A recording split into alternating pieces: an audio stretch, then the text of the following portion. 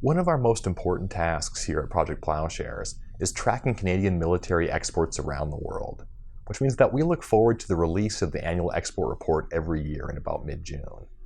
The report on 2017 numbers was released earlier this year, and I want to walk through some of the highlights. Bear in mind that these numbers are only for the 40 to 50% of Canadian exports that don't go to the US. The majority of US exports don't require military export permits and therefore don't get tracked. This needs to change, but let's focus on the report.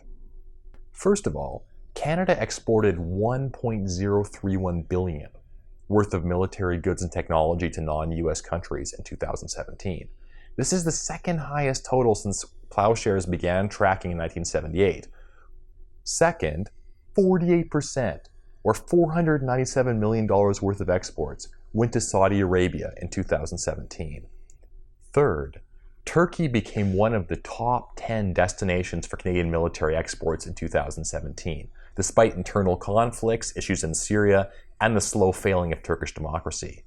Fourth, although Canada's military export guidelines claim that Canada closely controls the export of military goods to countries engaged in conflict or significant human rights abuses against their own populations, over 50% of Canadian military goods in 2017 went to countries that Ploughshares considers to be in conflict or that are serial human rights abusers.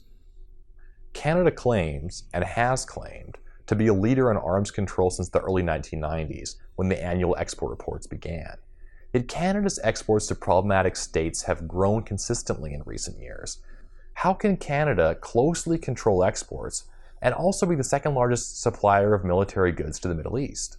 How can Canada claim to want to join the ATT, the Arms Trade Treaty, yet not track the half or more of its military exports which go to the United States? How can Canada claim to not arm countries in conflict, yet be shipping military goods to states like Saudi Arabia, Turkey, and now Ukraine? The numbers just don't add up.